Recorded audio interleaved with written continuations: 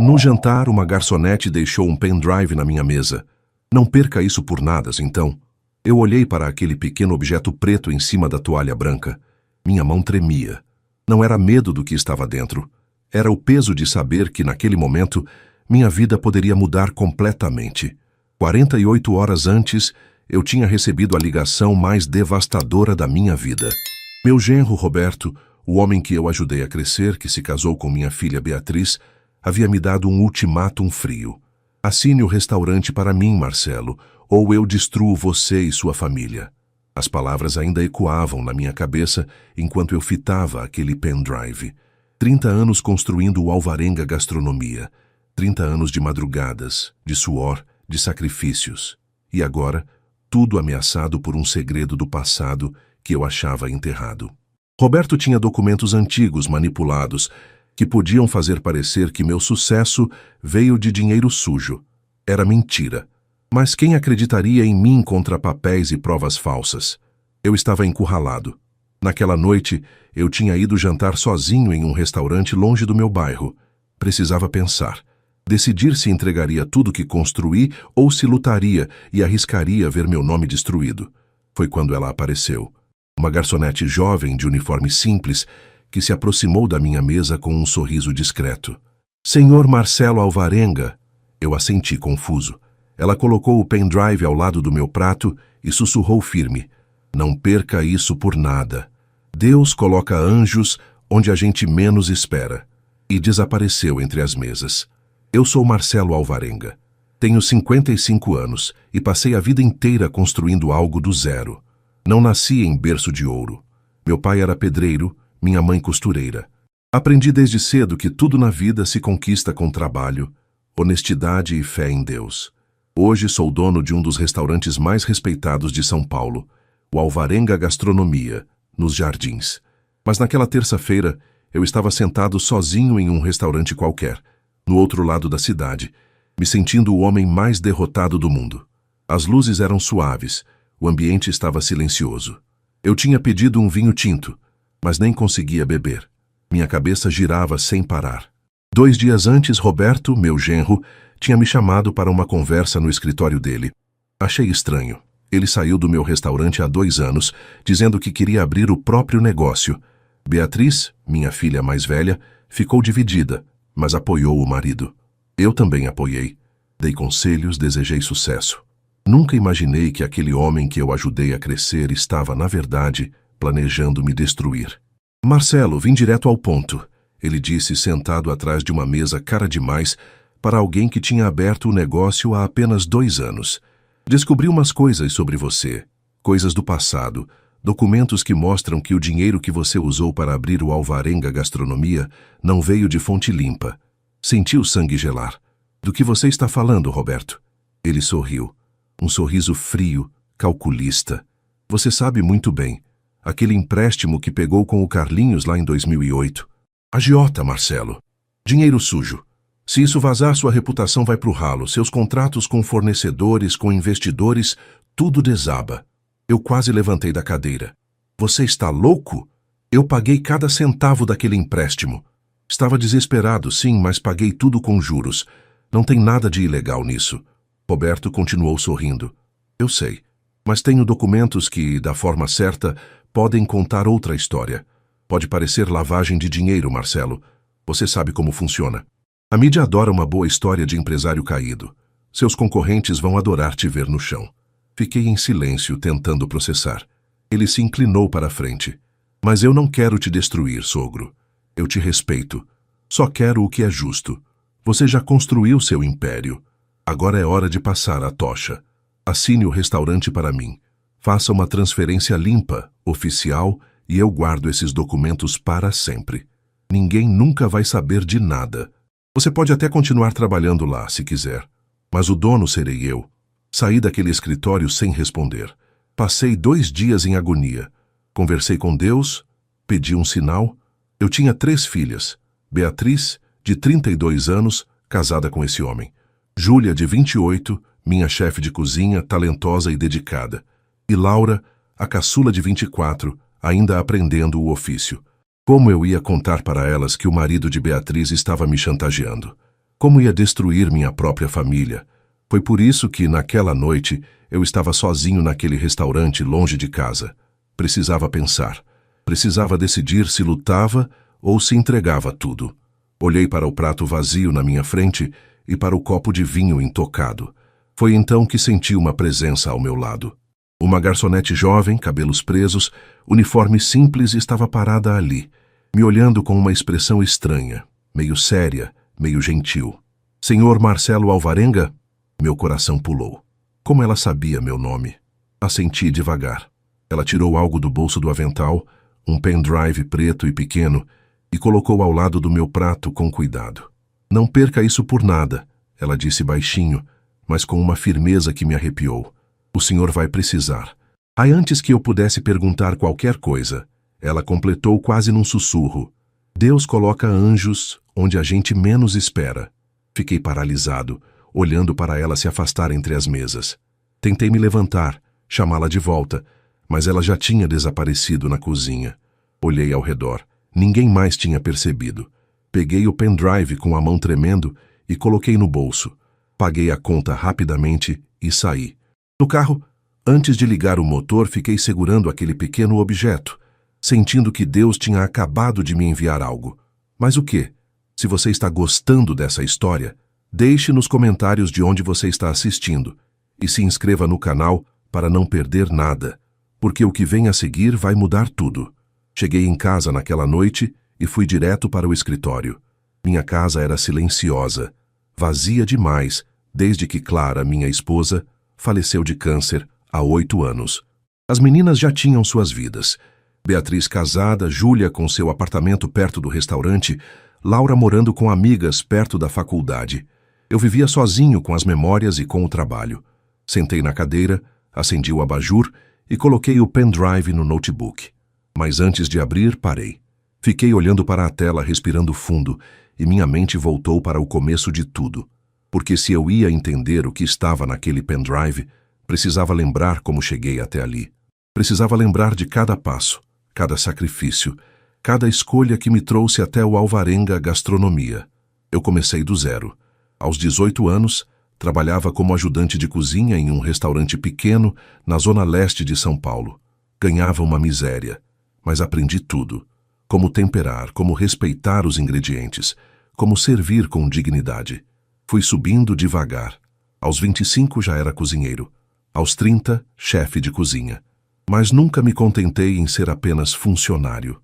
Eu tinha um sonho, um restaurante meu onde eu pudesse fazer as coisas do meu jeito, com qualidade, honestidade e amor. O problema era o dinheiro. Eu economizava cada centavo, mas nunca era o suficiente. Até que aos 35 anos, em 2005, encontrei um ponto comercial pequeno, mas com potencial perto da Avenida Paulista. O aluguel era alto, mas eu acreditei. Peguei todas as minhas economias, pedi um empréstimo no banco e abri o primeiro Alvarenga. Era simples, apenas 10 mesas, mas cada prato que saía dali tinha minha alma. Os primeiros anos foram de luta pura. Eu trabalhava 16 horas por dia. Acordava às 5 da manhã para ir ao mercado, escolher os melhores ingredientes e só voltava para casa depois da meia-noite, limpando tudo para o dia seguinte. Clara me ajudava com a administração. As meninas eram pequenas, viam o pai pouco, mas entendiam que eu estava construindo um futuro para elas.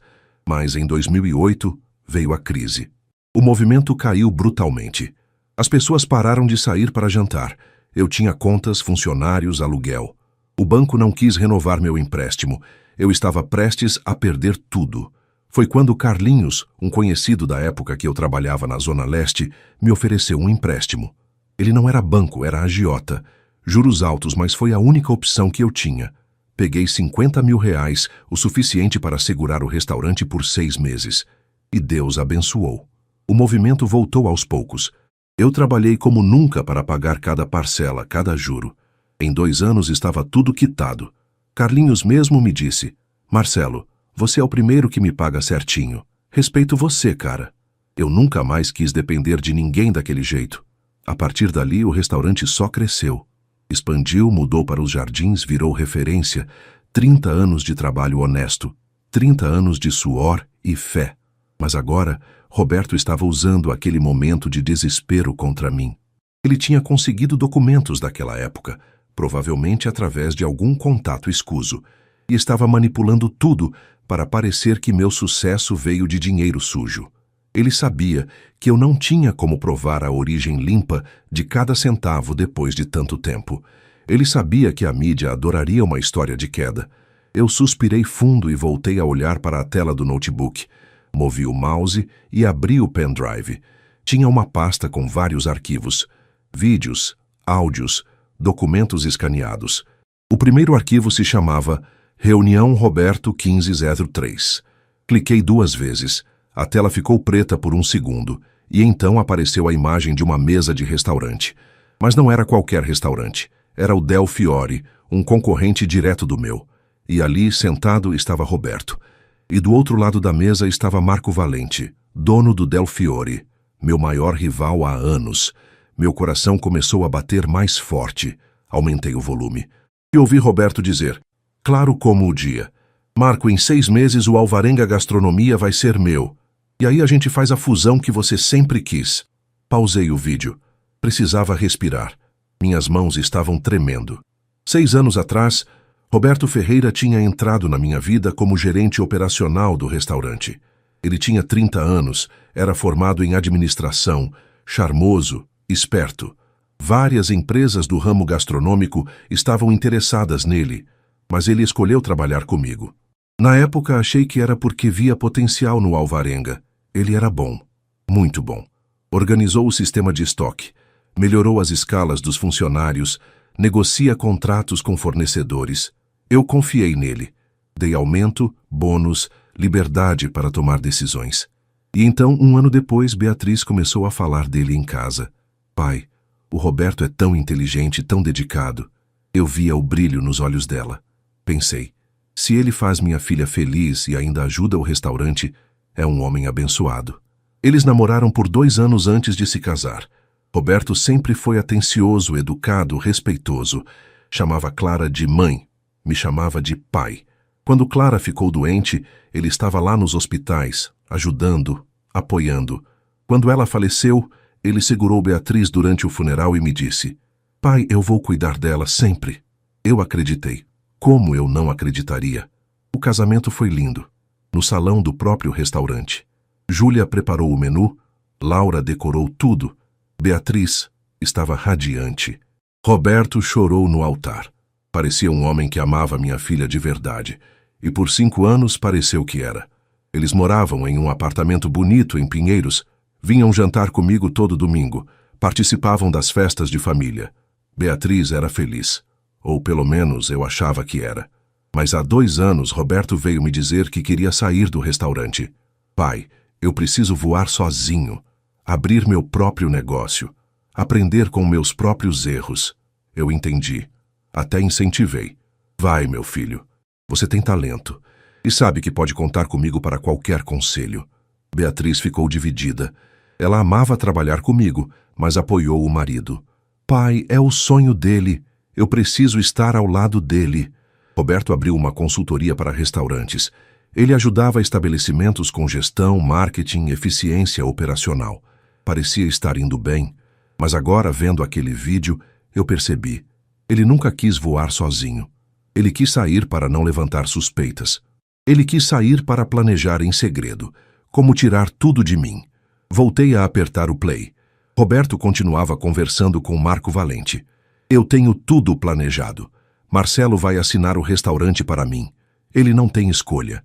Eu tenho documentos que provam que ele usou dinheiro de agiota lá em 2008. Manipulei tudo para parecer lavagem. Se ele não assinar, eu vou para a mídia. Vou destruir a reputação dele. E aí, com o Alvarenga na minha mão, a gente faz a fusão que você sempre quis, Marco. Você entra como sócio, a gente duplica o faturamento. Marco riu. Roberto, você é um gênio. Mas e a Beatriz, sua esposa? Ela não vai desconfiar? Roberto deu de ombros. Beatriz é cega de amor. Ela acredita em tudo que eu falo. Quando eu disser que o pai dela decidiu me passar o restaurante porque confia em mim, ela vai engolir. E mesmo se desconfiar, o que ela pode fazer? Já vai estar feito. Senti a bile subir na garganta. Aquele homem estava falando da minha filha, a mulher que ele jurou amar como se ela fosse uma peça de xadrez. Ele estava disposto a destruir a mim, a ela, a tudo que nossa família construiu, só por ganância. E o pior, Beatriz não sabia de nada. Ela vivia uma mentira. Fechei o vídeo. Precisava ver mais. Abri o segundo arquivo. Era um áudio. A voz de Roberto de novo, mas dessa vez com outra pessoa. Sim, doutor Heitor, já tenho todos os documentos adulterados. Quando o Marcelo assinar, quero que você prepare os contratos de fusão com o Del Fiore. Tudo tem que estar pronto em 48 horas. A voz do advogado era fria, profissional.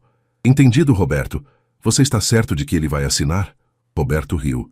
Ele não tem escolha. Ou assina, ou eu acabo com ele. Passei o resto da noite olhando todos os arquivos. Eram dezenas. Reuniões gravadas, conversas telefônicas, documentos escaneados mostrando como ele tinha manipulado papéis antigos, e-mails trocados com Marco Valente planejando a fusão. Tudo estava ali. Provas de extorsão, falsificação, conspiração. Roberto tinha cavado a própria cova e nem sabia. Mas a pergunta que não saía da minha cabeça era: quem tinha me dado aquilo? Quem era aquela garçonete? Por que ela tinha arriscado tudo para me ajudar? Olhei para o relógio. 3 da manhã. Eu precisava dormir, mas não conseguia, porque agora eu tinha uma arma. Agora eu podia lutar. E Roberto ia descobrir que mexeu com a pessoa errada. Na manhã seguinte, acordei com a cabeça pesada, mas com o coração mais leve. Pela primeira vez em dias, eu sabia que não estava sozinho. Deus tinha colocado aquele pendrive nas minhas mãos. Agora eu precisava agir com sabedoria. Liguei para um advogado de confiança, Dr. Augusto, um homem sério que já tinha me ajudado com contratos no passado. Marquei uma reunião urgente para aquela tarde. Mas antes eu precisava ir ao restaurante. A vida seguia. Os funcionários dependiam de mim, os clientes esperavam qualidade. Cheguei ao Alvarenga Gastronomia às 9 da manhã. O lugar estava lindo como sempre. Mesas arrumadas, vidros brilhando, o cheiro de pão fresco saindo da cozinha. Júlia já estava lá, comandando a brigada com a eficiência de sempre. Ela me viu e sorriu. Bom dia, pai. Dormiu bem? Eu menti. Dormi, filha. E você? Ela deu de ombros. Sempre durmo mal antes de um evento grande. Hoje à noite temos o jantar da empresa de tecnologia, lembra? 50 pessoas. Eu tinha esquecido completamente. Claro, vai ser perfeito, como sempre. Ela me olhou com carinho. Pai, você está parecendo cansado, tá tudo bem? Eu forcei um sorriso. Tá sim, Júlia. Só muita coisa na cabeça. Laura chegou pouco depois, animada como sempre. Pai, bom dia. Olha, eu tive uma ideia para a sobremesa de hoje. Ela começou a falar empolgada sobre uma variação de torta de limão. Eu escutei, fingi prestar atenção, mas minha cabeça estava longe. Estava pensando em como proteger minhas filhas daquela bomba prestes a explodir. Às 11 da manhã, meu celular tocou. Era Beatriz. Oi, pai, tudo bem? Eu e o Roberto queríamos te convidar para jantar no domingo. Nada demais, só nós 3 mesmo. Faz tempo que a gente não conversa direito. Meu estômago se revirou. Roberto queria me ter perto para pressionar ainda mais, ou talvez para fingir normalidade, enquanto planejava o golpe final. Respirei fundo. Claro, Bia. Vou adorar. O dia passou devagar. À tarde, fui até o escritório do Dr. Augusto. Ele era um homem de 60 anos, cabelos grisalhos, óculos de grau, sempre sério. Fechou a porta assim que entrei e me ofereceu café. Marcelo, pelo tom da sua voz no telefone, imaginei que era grave. Me conta o que está acontecendo. Contei tudo. Mostrei o pendrive. Ele assistiu a alguns vídeos, ouviu os áudios, leu os documentos. A expressão dele mudou de séria para chocada.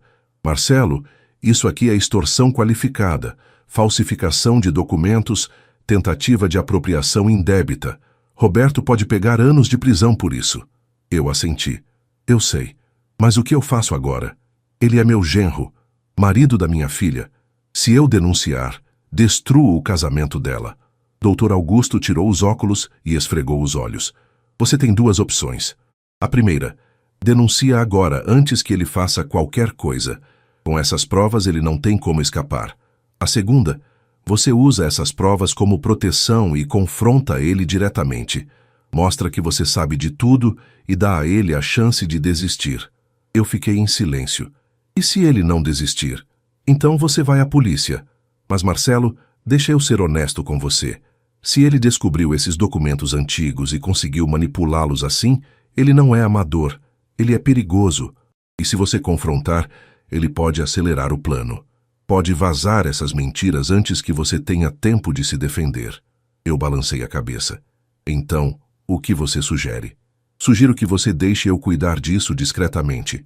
Eu entro em contato com o advogado dele, esse tal de Dr. Heitor. Informo que temos provas de crime e que qualquer movimento contra você resultará em processo criminal imediato. Ao mesmo tempo, você se protege legalmente. Reforça a documentação do restaurante, garante que nada pode ser tomado de você.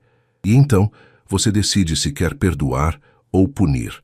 Saí de lá com um plano, mas com o coração apertado, porque eu sabia que não importava o que acontecesse, minha família ia sofrer. Beatriz ia descobrir que o homem que ela amava era um mentiroso, um golpista. Júlia e Laura iam ver a irmã sofrer. Tudo que eu construí, não só o restaurante, mas a união da minha família, estava prestes a rachar. Mas eu não podia deixar Roberto vencer. Não podia deixar ele destruir o legado de 30 anos de trabalho honesto. Naquela noite, sozinho em casa, me ajoelhei e orei como não orava há anos. Senhor, eu sei que o Senhor não me abandonou. Sei que aquela garçonete foi um anjo que o Senhor enviou. Agora eu peço sabedoria. Me mostre como proteger minhas filhas e fazer justiça sem destruir mais do que o necessário. Eu confio no Senhor. E enquanto orava, senti uma paz que não sentia há dias. Deus estava no controle. E Roberto ia descobrir que mexer com a família errada tem preço. Nos dias seguintes, Dr. Augusto trabalhou discretamente. Ele analisou cada arquivo do pendrive, cruzou informações, confirmou a autenticidade das gravações. Marcelo, isso aqui é ouro. Roberto se incriminou completamente. Ele não só planejou extorsão, como também conspiração com Marco Valente. Os dois podem responder por isso. Mas eu ainda tinha uma dúvida que não me deixava dormir. Quem era a garçonete? Como ela tinha conseguido aquelas informações? Voltei ao restaurante, onde ela me entregou o pendrive. Era um lugar médio, nem luxuoso nem simples, perto da Vila Madalena. Entrei e pedi para falar com o gerente. Um homem jovem de barba me atendeu educadamente. Senhor, em que posso ajudar?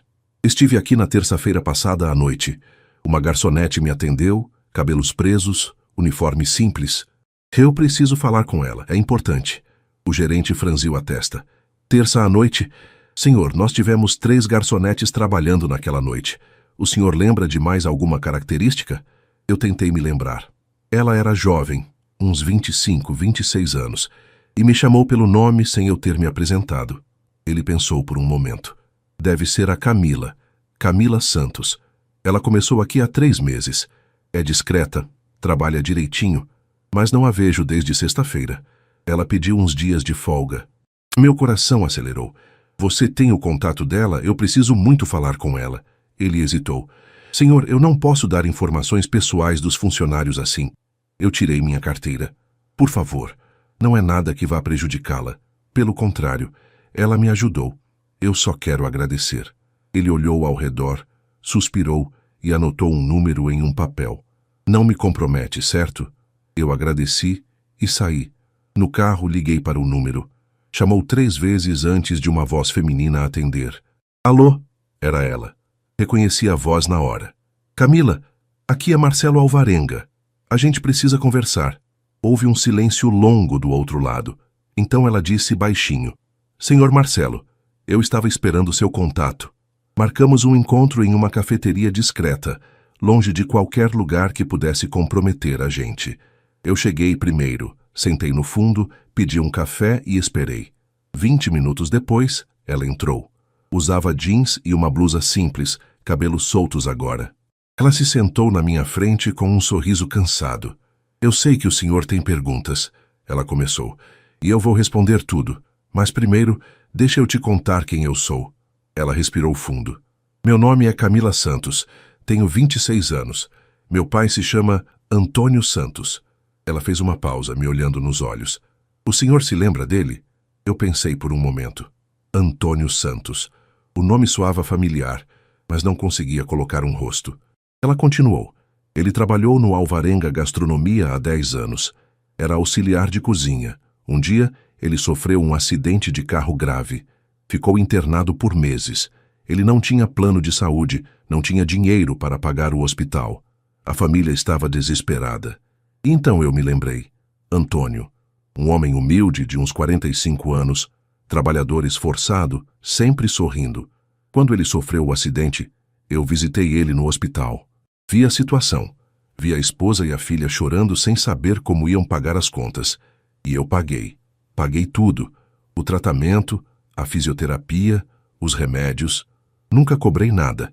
Ele tentou me pagar depois, mas eu recusei. Antônio é parte da família Alvarenga, eu disse na época. E família se ajuda. Camila tinha lágrimas nos olhos. O senhor salvou meu pai, senhor Marcelo. Ele se recuperou, voltou a trabalhar, me colocou na faculdade. Ele sempre falava do senhor como um homem de honra. Dizia que Deus tinha colocado o senhor na vida dele. E eu sempre quis retribuir de alguma forma. Ela limpou as lágrimas e continuou. Há 3 meses, eu comecei a trabalhar naquele restaurante, o Vila Sabor. Eu estava precisando de um emprego extra, sabe? Pagar umas contas. E uma noite eu vi Roberto Ferreira. Eu sabia quem ele era porque meu pai sempre comentava sobre ele, o genro do senhor Marcelo. Achei estranho ele estar lá, já que não era o tipo de lugar que ele frequentaria. Comecei a prestar atenção. Vi ele se reunindo com o dono do Del Fiore, Marco Valente. Eu conheço o Marco porque ele já jantou lá várias vezes, e algo no jeito deles conversarem me incomodou. Eram conversas sérias, tensas, com documentos na mesa. Então eu comecei a investigar. Escutei conversas quando ia servir a mesa deles, e uma noite, sem querer, ouvi Roberto dizer seu nome. Marcelo vai assinar tudo, eu garanto. Ela fez uma pausa. Foi aí que eu percebi que tinha algo muito errado. Eu sabia que o senhor nunca faria nada sem motivo. E se Roberto estava forçando alguma coisa, eu precisava descobrir o quê. Então comecei a gravar. Usei meu celular discretamente sempre que eles marcavam reunião lá. Juntei tudo. Conversas, documentos que eles deixavam na mesa quando iam ao banheiro. E então, quando eu achei que tinha o suficiente, eu decidi te procurar. Mas eu não podia simplesmente aparecer no Alvarenga Gastronomia. Roberto poderia me ver, desconfiar. Então eu esperei. Até que uma noite, por sorte ou por Deus mesmo, o senhor apareceu no Vila Sabor. Sozinho, pensativo. Eu soube que era a minha chance. Copiei tudo em um pendrive, orei antes de sair de casa e entreguei para o senhor. E aí saí de lá. Pedi folga porque sabia que as coisas iam ficar tensas. Eu estava sem palavras. Fiquei olhando para aquela moça jovem, corajosa, que tinha arriscado o próprio emprego, a própria segurança, para me ajudar. Camila, você salvou a minha vida, meu restaurante, minha família. Ela balançou a cabeça. Não, senhor Marcelo, o senhor salvou meu pai. Eu só retribuí. E além disso, eu não podia deixar um homem honesto ser destruído por um mentiroso. Não quando eu podia fazer alguma coisa. Segurei a mão dela por cima da mesa. Você é um anjo, Camila, um anjo de verdade. Ela sorriu, emocionada. Deus coloca a gente nos lugares certos na hora certa. Eu acredito nisso. Nós conversamos mais um pouco. Ela me contou detalhes das reuniões, das conversas que ela tinha ouvido. Tudo batia com o que estava no pendrive. E então eu fiz uma promessa a ela. Camila, quando tudo isso acabar, você vai ter um lugar no Alvarenga Gastronomia. Não por pena, mas porque você merece. Você provou ser uma pessoa de caráter, de coragem, e eu preciso de gente assim do meu lado. Ela agradeceu, emocionada. Saímos dali com a certeza de que Deus realmente estava no comando. E agora era hora de dar o próximo passo. Era hora de confrontar Roberto, mas não sozinho. Eu ia fazer isso do jeito certo, do jeito legal, e ele ia aprender que honestidade sempre vence no final. Com todas as informações em mãos, Dr. Augusto montou uma estratégia. Marcelo, nós temos provas suficientes para acabar com Roberto. Mas precisamos fazer isso com inteligência. Se ele sentir que está encurralado, pode fazer algo desesperado. Pode tentar vazar as mentiras antes, sujar seu nome primeiro. Então vamos trabalhar em silêncio. A primeira coisa foi reforçar a documentação do Alvarenga Gastronomia. Dr. Augusto reuniu todos os papéis que provavam a origem limpa do meu dinheiro. Declarações de imposto de renda desde o começo, contratos antigos, recibos de pagamento do empréstimo ao Carlinhos. Ele até localizou o próprio Carlinhos, que agora vivia uma vida tranquila no interior e conseguiu uma declaração assinada confirmando que eu tinha pago cada centavo. Marcelo, com isso aqui, qualquer acusação que Roberto fizer cai por terra. Você está protegido. Agora, a segunda parte do plano. Vamos notificá-lo extrajudicialmente. Eu franzi a testa. O que significa isso? Ele explicou. Significa que vamos mandar uma carta formal através de mim como seu advogado, informando Roberto de que sabemos das intenções dele, que temos provas de crime e que ele deve cessar imediatamente qualquer ação contra você. Damos a ele a chance de recuar sem consequências maiores. E se ele não recuar? Dr. Augusto me olhou sério. Aí entramos com processo criminal, extorsão, falsificação, conspiração. Ele vai preso, Marcelo. E Marco Valente também. Eu respirei fundo. E Beatriz? Minha filha vai descobrir tudo. Ele assentiu, compassivo. Infelizmente, sim. Não tem como evitar. Mas, Marcelo, ela merece saber a verdade. Ela está vivendo uma mentira. E quanto mais cedo ela souber, mais cedo pode recomeçar. Eu sabia que ele estava certo, mas dói pensar no sofrimento que Beatriz ia passar. Ela amava Roberto, tinha construído uma vida com ele. Descobrir que tudo era falso, que o homem que ela confiava estava traindo não só a ela, mas a toda a família, seria devastador. Mas não havia outro caminho. Dr. Augusto enviou a notificação. Eu não contei para ninguém. Júlia e Laura continuavam trabalhando normalmente no restaurante, sem desconfiar de nada. Beatriz continuava me ligando animada sobre o jantar de domingo. E eu fingia que estava tudo bem, enquanto por dentro meu coração sangrava, porque eu sabia que aquele domingo seria o último antes da tempestade. Na sexta-feira, Dr. Augusto me ligou. Marcelo, Roberto recebeu a notificação e ele respondeu. Meu coração disparou. O que ele disse? Houve uma pausa. Ele negou tudo. Disse que as gravações são falsas, que foi armação. E ainda teve a audácia de dizer que vai processar você por difamação. Eu senti a raiva subir. Ele está blefando. Eu sei. E ele sabe que nós sabemos. Mas ele está tentando ganhar tempo, talvez para destruir provas, talvez para acelerar o plano. Então o que fazemos? Dr. Augusto suspirou. Segunda-feira, 1ª hora, entramos com o processo criminal. Não dá mais para esperar. Ele está perigoso. Eu concordei. E então fiz a ligação mais difícil da minha vida. Liguei para Beatriz. Filha, sobre o jantar de domingo, eu preciso que você venha até o restaurante amanhã, sábado de manhã. Sozinha, sem o Roberto. Ela ficou confusa. Pai, por quê? Aconteceu alguma coisa? Eu fechei os olhos. Sim, Bia. Aconteceu. E eu preciso conversar com você antes de qualquer outra coisa. Por favor, confia em mim. Ela hesitou, mas concordou. Tá bom, pai. Eu vou. Desliguei o telefone e fiquei sentado no silêncio da minha sala. Olhei para a foto de Clara na estante. Ela sempre soube lidar com as meninas melhor do que eu. Sempre teve as palavras certas, o colo certo. E agora, quando eu mais precisava dela, ela não estava aqui. Clara, eu sussurrei para a foto. Me ajuda a ser forte para a nossa filha. Naquela noite mal dormi. Sabia que no dia seguinte minha família ia mudar para sempre, que Beatriz ia sofrer como nunca, que as coisas nunca mais seriam como antes. Mas eu também sabia que era necessário. Porque mentira, por mais confortável que pareça, sempre desaba. E é melhor desabar com a gente no comando do que quando o inimigo decide. No sábado de manhã, cheguei ao restaurante cedo. Pedi para o pessoal não entrar ainda, que eu precisava de privacidade. Preparei um café, coloquei 2 xícaras na mesa do meu escritório e esperei. Às 9 em ponto, Beatriz entrou. Ela estava bonita, como sempre, mas percebi a preocupação no rosto. Pai, você me assustou. O que está acontecendo? Eu respirei fundo, pedi para ela sentar e comecei a contar.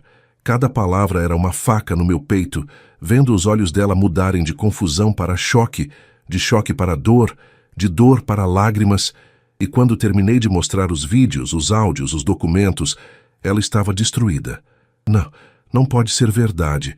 O Roberto, ele me ama. Ele não faria isso. Eu segurei as mãos dela, firme. Bia, eu queria que fosse mentira. Queria que eu estivesse errado. Mas não estou. E você precisa saber disso antes que seja tarde demais. Ela chorou como não chorava desde o dia que Clara morreu. E tudo o que eu pude fazer foi segurar minha filha e orar para que Deus desse a ela a força que eu sabia que ela tinha dentro de si. Beatriz ficou comigo o dia todo. Chorou, gritou, passou por todas as fases da dor. Negação, raiva, barganha, tristeza. Júlia e Laura chegaram ao restaurante no meio da tarde e perceberam que algo estava errado. Eu tive que contar para elas também. A dor se espalhou. As 3 irmãs se abraçaram, choraram juntas. E eu, no meio delas, tentava ser forte, ser o pai que elas precisavam. Pai, o que a gente faz agora? Júlia perguntou, os olhos vermelhos de tanto chorar. Eu respirei fundo. Segunda-feira entramos com processo contra o Roberto. Ele vai pagar pelo que fez. Mas até lá, a gente finge que não sabe de nada. Bia, você vai para casa hoje. Vai passar o domingo com ele como se nada tivesse acontecido. E segunda de manhã você sai de casa e vem para cá.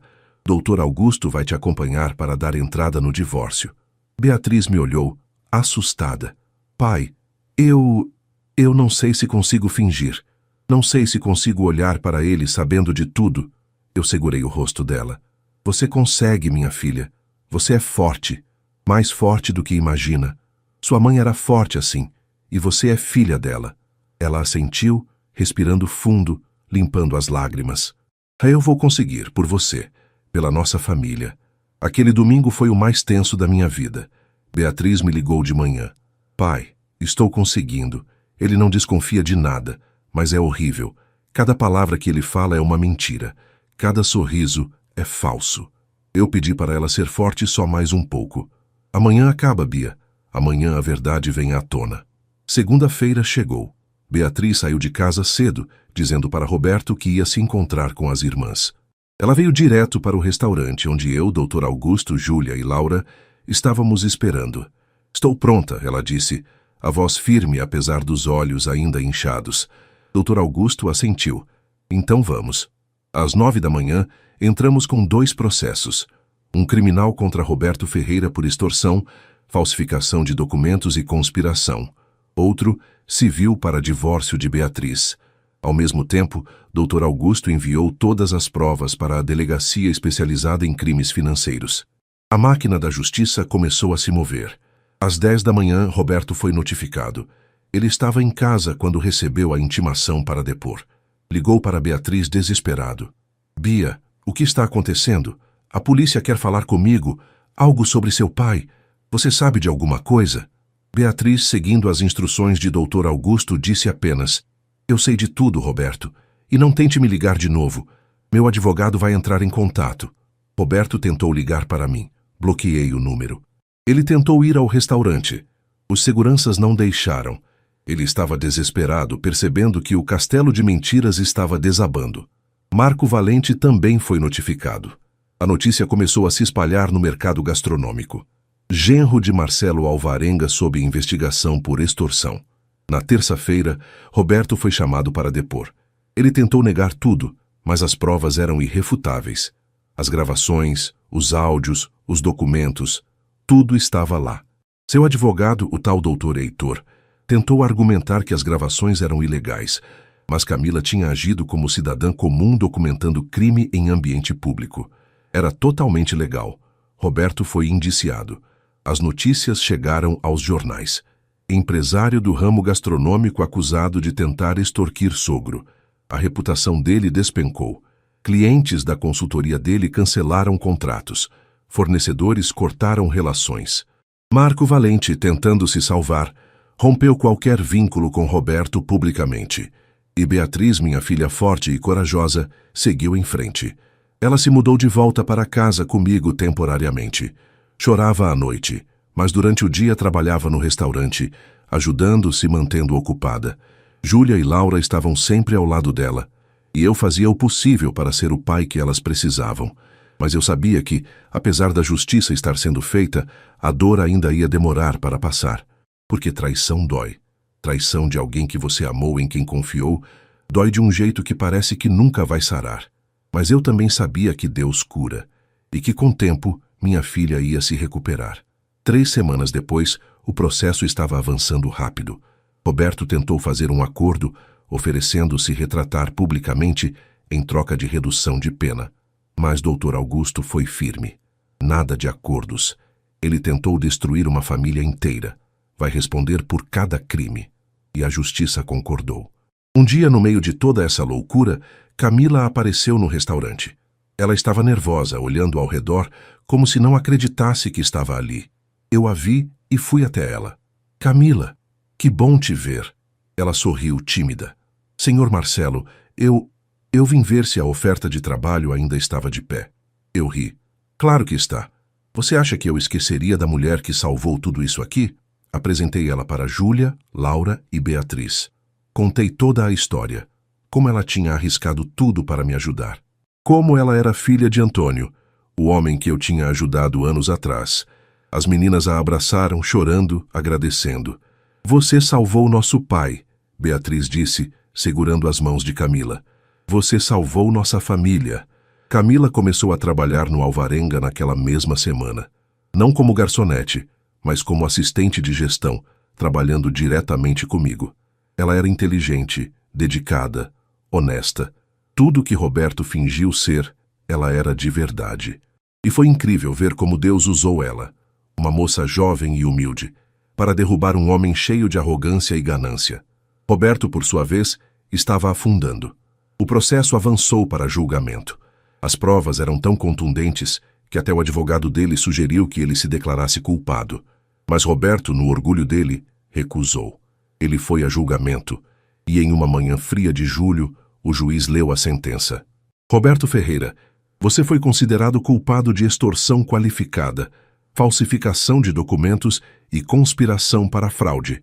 A pena é de 6 anos de reclusão em regime fechado, além de indenização à vítima no valor de R$500 mil por danos morais.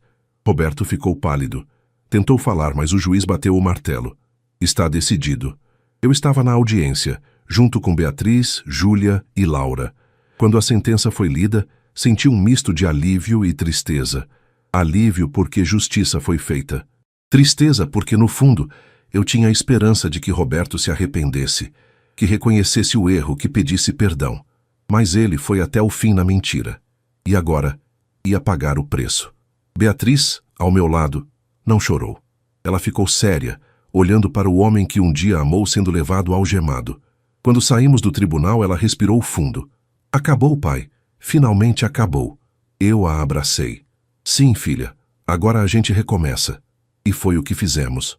Nas semanas seguintes, o Alvarenga Gastronomia ganhou ainda mais visibilidade. A história se espalhou. Empresário honesto resiste à chantagem e vence na justiça. Clientes novos começaram a aparecer. Gente que queria apoiar um homem de caráter. Fornecedores que respeitavam a forma como eu tinha lidado com tudo. Beatriz começou terapia. Ela estava se reconstruindo devagar, mas estava. Júlia e Laura a apoiavam sempre. E eu todos os dias agradecia a Deus por ter nos protegido, por ter enviado Camila no momento certo, por ter dado à minha família a força para passar por aquilo tudo. Um domingo, algumas semanas depois do julgamento, eu reuni as 4, Beatriz, Júlia, Laura e Camila. Fizemos um almoço especial no restaurante, só nós. Eu olhei para cada uma delas e senti meu coração transbordar de gratidão. Vocês são minha maior conquista, eu disse, a voz embargada. Não o restaurante, não o sucesso. Vocês. A força de vocês. O caráter de vocês. Eu sou o homem mais abençoado do mundo. Beatriz sorriu, os olhos ainda tristes, mas com um brilho de esperança. A gente é forte porque o Senhor nos ensinou a ser, pai. Júlia concordou. E porque a mãe olha pela gente lá de cima. Laura limpou as lágrimas. E porque Deus nunca abandona quem faz o certo. Camila, que já era parte da família agora, disse baixinho. Meu pai sempre falou que o Sr. Marcelo era um homem de Deus. Agora eu entendo por quê. O Senhor não reagiu com raiva, com vingança. O Senhor buscou justiça do jeito certo. Isso é raro, Senhor Marcelo. Nós brindamos. Com suco, porque eu nunca fui de beber muito. Brindamos a família, a justiça, a fé. E eu soube, naquele momento, que tudo tinha valido a pena. Cada lágrima, cada noite sem dormir, cada momento de dor. Porque no final, a verdade sempre vence. E Deus sempre cuida dos seus. Os meses seguintes foram de reconstrução. Beatriz finalizou o divórcio oficialmente. Roberto, da prisão, tentou entrar em contato algumas vezes pedindo perdão, dizendo que estava arrependido. Mas Dr. Augusto aconselhou Beatriz a não responder. Ele só está arrependido porque foi pego, Bia. Isso não é arrependimento real. Ela concordou, e com o tempo foi se recuperando. Voltou a sorrir, a sonhar, a planejar o futuro. Conheceu novas pessoas, fez novos amigos. Ainda tinha dias difíceis, dias em que a dor voltava, mas ela estava mais forte. E eu, como pai, via com orgulho minha filha renascendo das cinzas. O Alvarenga Gastronomia passou por uma renovação também. Júlia criou um menu novo, mais moderno, mas mantendo a essência do que eu sempre acreditei. Comida feita com amor e ingredientes de qualidade. Laura se formou e se tornou chefe de sobremesas oficial do restaurante. E Camila, além de gerenciar parte da administração, trouxe ideias novas, frescas, que fizeram o restaurante crescer ainda mais. Um dia Antônio, o pai de Camila, apareceu no restaurante. Ele estava mais velho, cabelos grisalhos, mas sorridente como sempre. Quando me viu, se emocionou. Senhor Marcelo, eu não sei como agradecer. Primeiro o senhor salvou minha vida, agora minha filha salvou a sua. Acho que isso é Deus mostrando que bondade gera bondade. Eu o abracei. Antônio, seu amigo, e sua filha é uma bênção. Não sei o que teria feito sem ela. Nós sentamos, conversamos, matamos a saudade. Ele me contou que estava bem, trabalhando em uma padaria no bairro dele, feliz e saudável. E eu agradeci a Deus por ter cruzado meu caminho com o dele, porque foi essa conexão que, no final, salvou tudo. Marco Valente, por outro lado, enfrentou consequências também.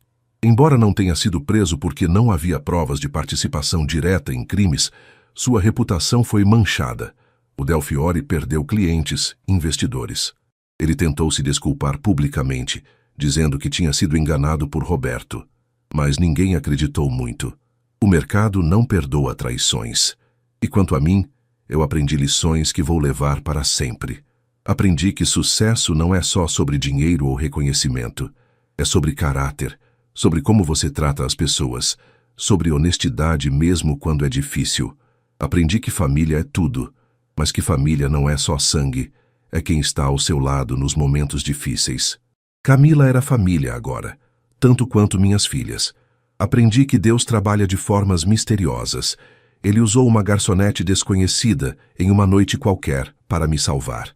Ele transformou dor em força, traição em união, e me mostrou que, não importa o quão escura a noite pareça, o amanhecer sempre vem. Um ano depois de tudo ter começado, fiz uma festa no restaurante. Convidei amigos, funcionários, clientes fiéis. E no meio da festa, chamei Camila para o palco. Eu quero agradecer publicamente a essa moça. Camila, você não só me salvou, você salvou toda a minha família. E por isso, eu quero te fazer sócia do Alvarenga Gastronomia. Não é caridade, é merecimento. O salão explodiu em aplausos. Camila chorou. Antônio chorou. Minhas filhas choraram. E eu, pela primeira vez em muito tempo, senti que tudo estava completo. Que a tempestade tinha passado. Que o sol tinha voltado a brilhar. Beatriz se aproximou de mim no final da noite. Pai, eu tenho uma coisa para te dizer. Eu olhei para ela curioso. Ela sorriu e naquele sorriso eu vi força, cura, renascimento. Eu estou bem, de verdade. Demorou, doeu, mas eu estou bem. E é graças ao Senhor, por não ter desistido, por ter lutado, por ter me mostrado que dá para recomeçar. Eu a abracei forte. Você sempre foi forte, Bia. Você só precisava lembrar disso. Nós ficamos ali, pai e filha, abraçados no meio daquele salão cheio de gente feliz. E eu soube que não importa o que viesse pela frente, nós estaríamos prontos. Porque família unida, com Deus no centro, vence qualquer tempestade. 2 anos se passaram desde aquela noite em que uma garçonete misteriosa mudou minha vida para sempre. E hoje, enquanto estou sentado na varanda da minha casa, olhando o sol nascer, eu vejo o quanto Deus foi bom comigo, o quanto Ele transformou cada dor em crescimento, cada lágrima em força. O Alvarenga Gastronomia está melhor do que nunca. Camila, agora sócia oficial, trouxe uma energia nova, ideias inovadoras que respeitam a tradição, mas abraçam o futuro. Júlia continua comandando a cozinha com maestria. Laura abriu uma linha de sobremesas artesanais que virou sucesso. E Beatriz, minha filha forte e resiliente, voltou a brilhar. Ela conheceu alguém, um homem de verdade dessa vez. Paulo, um arquiteto honesto, gentil, que a trata com respeito e amor. No começo, eu confesso, fiquei com medo. Medo que ela se machucasse de novo. Mas Paulo provou ser diferente. Ele conquistou não só ela, mas toda a família. E ver minha filha feliz de novo, apaixonada de novo, é uma das maiores bênçãos que Deus me deu. Roberto cumpre sua pena. Ouvi dizer que ele está diferente. Está fazendo terapia, participando de grupos na prisão, realmente refletindo sobre os erros. Parte de mim quer acreditar que ele mudou de verdade. A outra parte sabe que nem sempre pessoas mudam, mas eu entreguei isso nas mãos de Deus. Não é meu papel julgar para sempre. Meu papel é proteger minha família, e isso eu fiz. Camila está noiva. Vai se casar com um rapaz maravilhoso que conheceu na igreja. Antônio está radiante, planejando o casamento da filha. E eu, claro, vou estar lá. Porque Camila não é só funcionária, não é só sócia. Ela é família. Ontem fiz algo que vinha pensando há meses. Fui ao cemitério visitar Clara. Sentei em frente ao túmulo dela, coloquei flores frescas e conversei como se ela estivesse ali. Contei tudo o que tinha acontecido. A traição de Roberto, a coragem de Beatriz, a bênção que foi Camila. E no final, agradeci. Clara, você sempre foi a forte da família. E eu sei que você está cuidando da gente lá de cima. Foi você que pediu para Deus enviar aquele anjo, não foi? Eu sorri, sentindo o vento suave no rosto. As meninas estão bem. Estão lindas, fortes, cheias de vida. Você ficaria orgulhosa. Eu só queria que você estivesse aqui para ver. Mas eu sabia que ela via. De onde quer que ela estivesse, ela via. E estava orgulhosa. Hoje à noite vamos fazer um jantar de família no restaurante. Eu, as 3 meninas, Camila e seu noivo, Antônio e sua esposa, Paulo. Júlia vai preparar o menu especial. Laura vai fazer a sobremesa dos sonhos. Camila vai organizar tudo. E eu vou sentar à mesa, olhar ao redor e agradecer a Deus por cada pessoa ali. Porque essa história não é só sobre um pendrive misterioso. Não é só sobre traição e justiça. É sobre como Deus usa as situações mais difíceis para nos ensinar, para nos fortalecer, para nos mostrar quem realmente está ao nosso lado. É sobre como a honestidade, no final, sempre vence. É sobre como família, de verdade, é quem está com você nas tempestades. E é sobre como, às vezes, Deus envia anjos disfarçados de garçonetes em restaurantes, longe de casa. Anjos que sussurram, não perca isso por nada. Deus coloca anjos onde a gente menos espera. Eu não perdi, eu guardei, eu lutei. E eu venci. Meu nome é Marcelo Alvarenga. Tenho 57 anos. E posso dizer, com o coração cheio de gratidão, Deus é fiel. Sempre foi, sempre será. E para você que está me ouvindo agora, onde quer que esteja, passando por tempestades, enfrentando traições, sentindo que vai desabar, não desista. Busque a Deus, faça o certo e confie, porque no tempo dele, do jeito dele, a vitória vem. E quando vier, você vai olhar para trás e entender que cada dor tinha um propósito. Família é tudo. Honestidade vale a pena. E Deus nunca abandona quem o busca. Que essa história inspire você a nunca desistir, a sempre fazer o certo e a confiar que, no final, o bem sempre vence. Deus abençoe você e sua família. Amém.